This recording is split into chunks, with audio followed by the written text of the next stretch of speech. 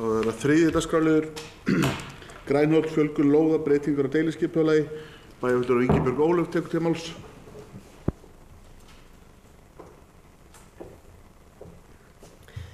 Forseti, ágætu bæjarfulltrúar.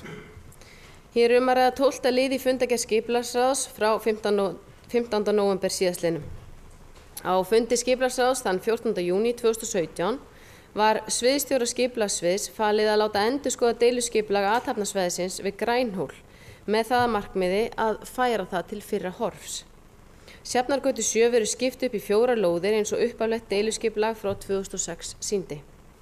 Skipulagstillagan var auglýst frá 13. september með athugasemdafresti til 25. október 2017. Auglýsingar birtust í lögbirtingablaði og dagskránni. Auk þess sem skipulagsgögn voru aðgengileg í þjónustuanddyri Ráðhúss Akureyrar og heimasíðu bæjarins. Engin athugasemd barst en 3 umsagnir bárust. Frá Norðurorku sem telur breytingarnar ekki hafa áhrif á vatns, hita eða rafveitu, en óska hins vegar eftir að gerð verði lóð fyrir dælustöð fráveitu við norðausturhorn svæðisins.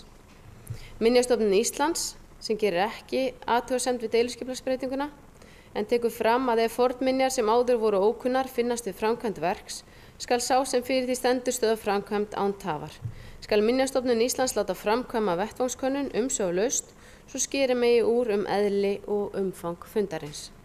Stofnuninni er skylt að ákveða svo fljótt sem auðið hvort verki megi framhalda og með hvað skilmálum. Óheimilt er að halda framkvæmdum áfram nema með skriflegu leyfi Minjastofnunar Íslands. Og síðan var það frá Hörgársveit sem leggur áherslu á að breytt skipulag feli í sér fullgilda skipulagsheimild til vegtengingar milli Sjafnargötu og Lónsvegar í Hörgársveit.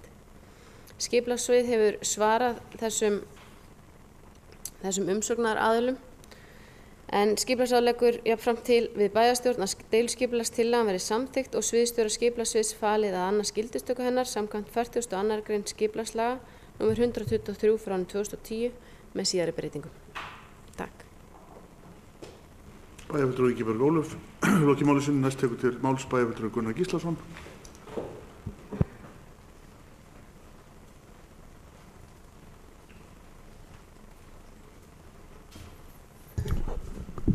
Forseti, ágætu bæjarfulltrúar, ég ætla ekki að gera athugasemd þessa tillögu. Mér hins vegar þykir rétt að koma hérna upp og gera athugasemd við það hversu óskapa langan tíma það tók að koma þessari tillögu fram. Nú veit ég það fyrir víst að þá voru aðilar sem sóttu lóð þarna einhvern tímann í febrúar á þessu ári. Þetta kemur fyrir skipulagsráð í júní, í raun og veru rúmum 4 mánuði seinna og nú nánast 10 mánuði seinna erum við að afgreiða þetta í bæjarstjórn, mál sem að hefði í raun ekki þurft að taka nokkurn einasta tíma.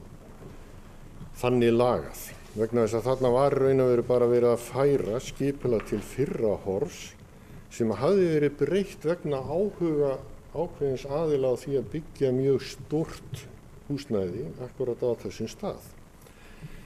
Þegar að þessu er breytt þarna 2006 sem síðan fellur frá þessu. Þetta er náttúrulega dæmi um það að það er náttúrulega alveg augljóst að það þarf að huga að því hvernig mál eru unnin á skipulagssviði og það liggur nú fyrir sem betur fer að það verði ráðinn inn starfsmaður til viðbótar á skipulagssvið til að flýta málum og það er bara hið besta mál. En ég tel að þetta mál hefði ekki þurft að dragast eins og hér var vegna þess að það er náttúrulega til aðrir aðilar utan Akureyrarbæjar sem geta unnið svona verkefni. Og ég vil bara ítreka það og vona að þetta gerist ekki mikið oftar.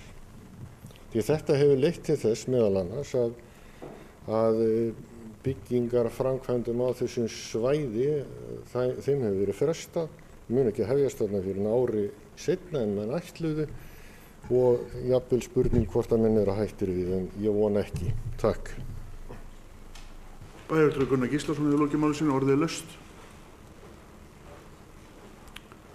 Sem fleiri hafa ekki hvatt sér hljóðs, þá göngum til atkvæðagreiðslu þess að geta samþykkt tillögu skipulagsráðs sem gefur merki. Það er samþykkt samhljóða með 11 atkvæðum.